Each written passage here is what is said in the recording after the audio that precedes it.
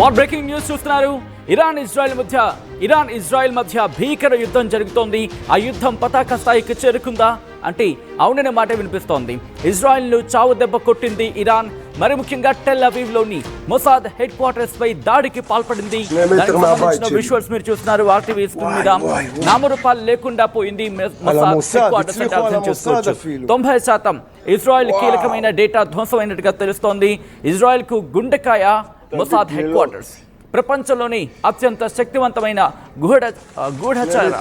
గూఢచర్యానికి సంబంధించిన సంస్థల్లో, ఇంటెలిజెన్స్ వ్యవస్థల్లో, దాంతో పాటు స్పైకి సంబంధించి మాట్లాడుకునే సందర్భంలో కావచ్చు, ఇలా అనేక సంస్థల్లో కంపేర్ చేసినప్పుడు ప్రపంచంలోని అమెరికాను మించిన గూఢచార సంస్థ మొసాద్. మొన్ననే 20 మంది ఇరాన్ టాప్ కమాండర్లను లేపేసింది మొసాద్ అంటే అర్థం చేసుకోవచ్చు. దానికి సంబంధించి శక్తియుక్తులు కావచ్చు, అంటే ఇటు కోఆర్డినేషన్లు కావచ్చు. ఈ నేపథ్యంలో మొసాద్ పై ప్రతీకారచ్యతో రగిలిపోతున్న ఇరాన్ తన ప్రతీకారాన్ని తీర్చుకుందా అంటే అవుననే మాట వినిపిస్తోంది. ఇరాన్ ఇజ్రాయెల్ యుద్ధం భీకర కాల్పుల్లో మొసాద్ పై దాడి చేస్తుంది ఇరాన్. ఒకసారి విశ్వాస్ చూద్దాం.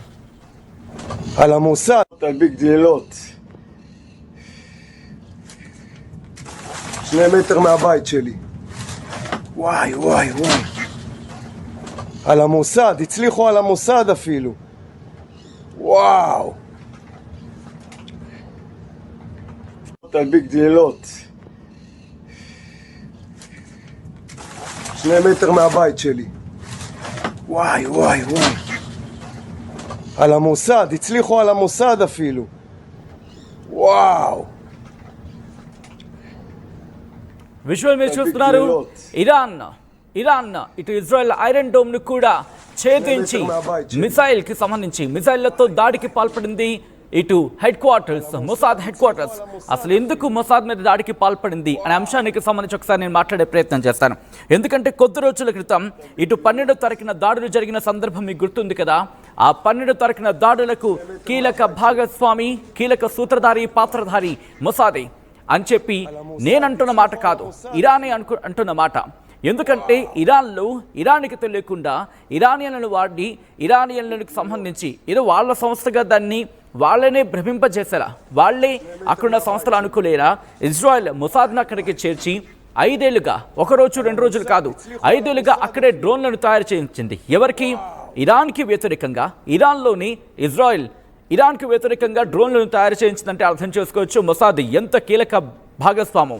ఈ నేపథ్యంలోనే ముందుగా ఇజ్రాయెల్ని దెబ్బ కొట్టాలంటే ఇరాన్ ముందడుగు వేయాల్సింది, కొట్టాల్సింది ఇజ్రాయెల్ని కాదు, ఇజ్రాయెల్లోని మొసాద్ని అంటూ భావించింది. ఈ నేపథ్యంలోనే ఇజ్రాయెల్ చావు దెబ్బ తిందా అంటే అవుననే మాట వినిపిస్తోంది. ఇది నా మాట కాదు, ముందే చెప్తున్నా. ఆ విజువల్స్ మీరు చూస్తున్నారు. ఇది హెడ్ క్వార్టర్స్, ఇజ్రాయెల్కి సంబంధించి మొసాద్ హెడ్ క్వార్టర్స్. ఇది టెహ్రాన్ అంటున్నమాట. టెహ్రాన్లో ప్రస్తుతం ఈ వార్త చక్కర్లు కడుతోంది. ఈ నేపథ్యంలోని మరి ముఖ్యంగా ఇజ్రాయెల్కు ఇబ్బందికర వాతావరణం అంటూ కూడా చర్చ జరుగుతోంది. అసలు ఏం జరిగింది, అసలు ఎందుకు ఇజ్రాయెల్ హెడ్ క్వార్టర్స్ని టార్గెట్ చేసిందంటే ఇజ్రాయెల్కి సంబంధించి, ఎందుకంటే ఇది ప్రపంచ వార్తాపత్రికల్లో కూడా వచ్చిన అంశానికి నేను ప్రస్తావించడం జరుగుతోంది. ఇజ్రాయెల్ తన మొసాద్ని 5 ఏళ్ల కిందట అక్కడికి పంపించింది, ఇరాన్కు పంపించి దాడికి 5 ఏళ్ల క్రితమే దీనికి సిద్ధం చేసింది ప్లాన్. బట్ అమెరికా ఎన్నికలు కావచ్చు, మరికొన్ని పరిణామాల క్రమంలోని దాడికి దిగలేదు తప్ప ఆ ప్లానింగ్ సిద్ధం చేసుకుంది. ఈ క్రమంలోని ఇజ్రాయెల్కి సంబంధించి 20 మంది టాప్ కమాండర్లను లేపేయడంలో, దాంతోపాటు ఇరాన్లోని ఇటు మరిన్ని న్యూక్లియర్ ప్లాంట్స్ని లేపేయడంలో కీలక పాత్ర పోషించింది ఇదే మొసాద్. ఇక్కడ తబ్రీజ్ కావచ్చు, లేకపోతే తెహ్రాన్ కావచ్చు, దాంతోపాటు నతాంజ్ కావచ్చు, ఇలా అనేక న్యూక్లియర్ ప్లాంట్స్కు సంబంధించి, దాంతోపాటు మరికొన్ని చోట్ల పేలుళ్లకు ఇక్కడే కీలకమైన పాత్ర పోషించింది మొసాద్ అంటూ మాట్లాడుకుంటున్న సందర్భం. అసలు మొసాద్ ఎవరి మొసాద్ అని చెప్పి చాలా మందికి అనుమానం వస్తుంది కదా. మనకి రా ఎలాగో వాళ్ళకి మొసాద్ అలాగా. అసలు మొసాద్ ఒకటే ఉంటుందా? మొసాద్లో ఎన్ని విభాగాలు ఉంటాయి? అసలు మొసాద్ ఎలా ప్లాన్ చేసుకుంది? మొసాద్లోని ఏ విభాగం ఎటువంటి కోఆర్డినేషన్ చేస్తుంది? ఇవన్నీ చాలా మందికి అనుమానం ఉంటాయి. ప్రస్తుతం ఇజ్రాయెల్ గుండెకాయ మొసాద్ అంటల్లో అతిశయోక్తి లేదు. ఇన్ఫాక్ట్ ఈరోజు ఇరాన్లో జరిగిన దాడి, రష్యా యుక్రెయిన్ వార్ గుర్తుందా? యుక్రెయిన్ మీద ఇన్ఫాక్ట్ రష్యా మీద యుక్రెయిన్ ఎలా దాడి చేస్తుంది? ఆ సరిహద్దులోకి వెళ్ళి, అంటే రష్యా సరిహద్దుల్లోని ఒక ట్రక్కులో తన డ్రోన్లతో విరుచుకుపడింది రష్యా మీద. యుక్రెయిన్. సో ఈ ప్లాన్ కూడా మొసాదే యుక్రెయిన్కి ఇచ్చిందని ఒక చర్చ జరిగింది. బట్ ఎక్కడ కన్ఫర్మేషన్ రాదు, ఎందుకంటే మొసాద్ ఆపరేషన్స్ అలా ఉంటూ ఉంటాయి. సో ఇక్కడి నుంచి కట్ చేస్తే ఈ రోజు కూడా అదే జరిగింది. ఇరాన్లో ఇటు ఇరాక్ తన స్పేస్ను మూసేసింది, తన గగనతలాన్ని మూసేసింది. దాంతోపాటు పైన ఉన్న సిరియా అవకాశం ఉండదు. అలాంటి పక్షంలో 2300 కిలోమీటర్ల దూరం, రిమెంబర్ 2300 కిలోమీటర్ల దూరంలో ఉన్న ఇరాన్ను ఇజ్రాయెల్ చావు దెబ్బ కొట్టడానికి ఒక కారణం ఉంది, ఒక కారణం ఉంది, అదే మొసాద్. ఇజ్రాయెల్ నేరుగా వెళ్ళలేదు, ఇజ్రాయెల్ నేరుగా వెళ్ళి ఇరాన్ని దెబ్బ కొట్టలేదు. ఇరాన్లో ఉన్న మొసాద్ అంటే ఇజ్రాయెల్ గూఢచార వ్యవస్థ ఇరాన్లోనే ఉండి, ఇరాన్కి సంబంధించి ఆ బోర్డర్లో ఉండి అక్కడ వీటిని ఏర్పాటు చేస్తుంది. ఎంతలా భ్రమింపజేస్తుందంటే కనుక అక్కడ వాళ్ళు చిన్న కుటీరాలుగా దాన్ని ఏర్పాటు చేసుకున్నారు. ఇక్కడి నుంచి విడిభాగాలు తెచ్చుకోవడం, అక్కడ పరిశ్రమగా ఏర్పాటు చేయడం, ఆ పరిశ్రమలో వీటిని డెవలప్ చేయడం, డ్రోన్స్ డెవలప్ చేయడం, ఆ డ్రోన్స్ని మొన్న దాడికి ఉపయోగించడం. దాడి చేసి వెళ్ళిపోయేంత వరకు కూడా ఇరాన్కే తెలియదు ఇక్కడ ఇజ్రాయెల్ తన గూఢచార వ్యవస్థ మొసాద్ని ఉంచి ఇంతటి ఏర్పాటు చేసిందని చెప్పి. సో ఇక్కడ ఇరాన్ ప్లాన్ చేసుకుంది, కొడితే గట్టి దెబ్బే కొట్టాలి, మన సాధారణంగా అంటూ ఉంటాం కదా, కొడితే ఏనుగు కుంభస్థలాన్ని కొట్టాలని చెప్పి. అలాగే ఇరాన్ కూడా అలాగే అనుకుంది, కొడితే ఇజ్రాయెల్ కుంభస్థలాన్ని కొట్టాలనుకుని మొసాద్ హెడ్ క్వార్టర్స్ని కొట్టే ప్రయత్నం చేసింది, కొట్టింది. ఇక్కడ ఐరన్ డోమ్ వ్యవస్థను కూడా చీల్చుకొని వెళ్ళి కొట్టినట్టుగా తెలుస్తుంది. ఒక్కసారి ఆ విజువల్ చూద్దాం.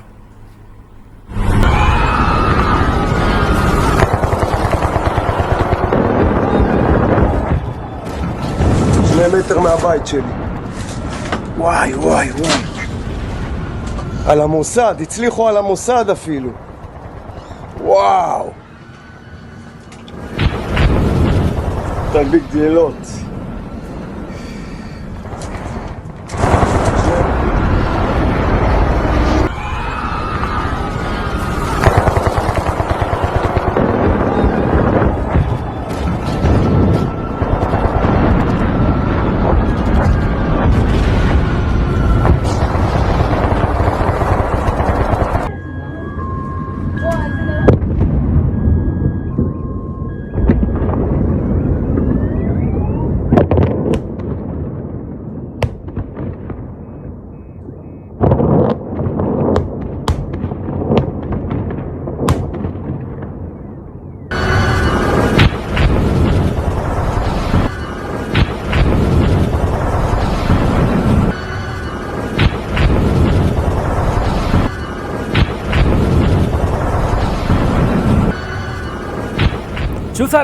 చూసారా ఆ పేలుడు దృశ్యాలకు సంబంధించి ఇది ఇరాన్ చెబుతున్న మాట. ఇరాన్ ఏమంటోంది, ఇజ్రాయెల్లోని మొసాద్ని పేల్చేసామంటోంది. ఆ పేల్చేసామని చెప్పడానికి కారణం అదే. అసలు మొసాద్ని ఎందుకు టార్గెట్ చేసింది? మొసాద్ని టార్గెట్ చేయకపోతే ఇరాన్కి ఏనాడికైనా నష్టమే. అందుకే హెడ్ క్వార్టర్స్ని కొట్టాలి, వాళ్ళ మిలిటరీ బేసెస్ని, వాళ్ళ న్యూక్లియర్ ప్లాంట్స్ని, న్యూక్లియర్ ఫెసిలిటీస్ని టార్గెట్ చేసిందని చెప్పి ఎప్పుడైతే కక్ష పెంచుకుంది, ప్రతీకారేచ్ఛతో రగిలిపోతోంది ఇరాన్ ఇజ్రాయెల్ మీద, మరి ముఖ్యంగా మొసాద్ మీద. ఈ క్రమంలోని అక్కడ ఒక ట్రక్ కనిపించింది, ఒక అనుమాన ట్రక్ కనిపించింది, ఒక సొరంగంలో లేకపోతే ఒక చిన్న మార్గంలో వెళ్ళిన క్రమంలో. వెంటనే అర్థమైంది ఇక్కడేదో తేడా కొట్టింది. వెంటనే యుక్రెయిన్కి సంబంధించి జరిగిన దాడిని వాటిని సింక్రనైజ్ చేసుకుని ఆలోచించే ప్రయత్నం చేసింది. దీని వెనకాల మొసాద్ కీలక పాత్ర పోషించి ఉండొచ్చు అని చెప్పి ఇరాన్ భావించింది. దీంతో ఇక లాభం లేదు అని చెప్పి ఇరాన్ ఈరోజు ప్రతీకార దాడులకు దిగింది. మొసాద్ హెడ్ క్వార్టర్స్కి సంబంధించి దాడికి పాల్పడినట్టుగా తెలుస్తోంది. అసలు మొసాద్ గురించి ఇందాలని చెప్తాను, ఎందుకంత కీలకం అంటే ఇక్కడ దీంట్లో దాదాపుగా 4 భాగాలు ఉంటాయి. అంటే మొసాద్లో 4 టీమ్స్ కింద మాట్లాడుకుంటే ఆ 4 మెయిన్ దాంట్లో జోమెట్ ఒకటి, కేసరి ఒకటి, కెషత్ ఒకటి, మెసాదా 4 విభాగాలు, ఎగ్జాక్ట్గా 4 విభాగాలు ఉంటాయి. అందులో ఒక్కొక్క విభాగం ఒక్కొక్క పని చేసుకుంటూ పోతుంది. ఈ మొసాద్ ఈ 4 విభాగాలు కోఆర్డినేట్ చేస్తేనే జరిగే పని ఆపరేషన్. సో ఇక్కడ 1949 ఆ ప్రాంతంలో ఇది ఏర్పడిన తర్వాత కూడా ఆపరేషన్ మాత్రం 1972లో చేసింది. బట్ ఆ ఆపరేషన్కి వెళ్లే ముందు ఈ 4 విభాగాలు ఎలా కోఆర్డినేట్ చేసుకుంటా ఒకసారి మీకు చెప్తా. మొసాద్లో జొమెట్ అనే విభాగం ఉంది కదా, అది మొసాద్లోని అతిపెద్ద విభాగం. విదేశాల్లో గూఢచర్య ఆఫీసర్స్గా కూడా ఉంటారు. అంటే సపోజ్ మన భారత్లో ఉన్నారనుకుందాం, ఫర్ సపోజ్ ఐఎమ్ సెయింగ్, మన భారతదేశంలో మన అధికారులకు అధికారిగా ఉంటారు, బట్ మనకు తెలియదు వాళ్ళ అధికారం చెప్పి. సో అంతలా కలిసిపోతారు అన్నమాట. దాంతోపాటు వీళ్ళని కత్సాస్ అంటారు, స్థానికులతో సాన్నిధ్యంగా ఉంటుంటారు. ఆ దేశంలోని అత్యున్నత పదవులకు వెళ్ళి సమాచారాన్ని సేకరిస్తూ ఉంటారు. సో వీళ్ళు అలాగా వర్కౌట్ చేస్తారు, కొన్నేళ్ల పాటు ఉండిపోతారు. అటువంటి విభాగం, కీలకమైన విభాగం ఈ జోమెట్, ఆ తర్వాత కేసీఆర్. ఇది ఇన్ఫర్మేషన్ మీద పనిచేసుకుంటూ పోతుంది. ఈ జోమెట్కి సంబంధించిన విభాగం ఇచ్చిన ఇన్ఫర్మేషన్ మీద పనిచేసుకుంటూ పోతుంది. ఇది విదేశాల్లో ఆపరేషన్స్ చేస్తూ ఉంటుంది. దీని కింద కిరోన్ అనే ఒక యూనిట్ ఉంటుంది. ఆ యూనిట్ శత్రువుని మట్టు పెడుతుంది అన్నమాట. దాంతోపాటు కిషత్ అనే యూనిట్ ఉంటుంది.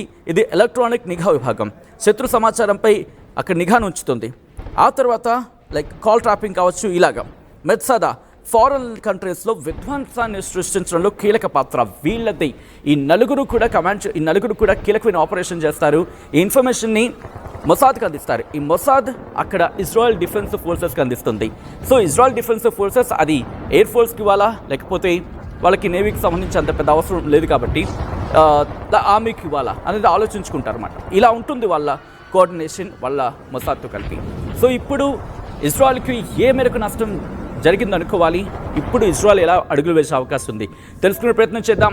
మా ప్రతినిధి కృష్ణమోహన్ అప్డేట్స్ అందించేందుకు సిద్ధంగా ఉన్నారు. కృష్ణమోహన్, ఇటు మొసాద్ మీద ప్రతీకారం తీర్చుకుంది ఇరాన్.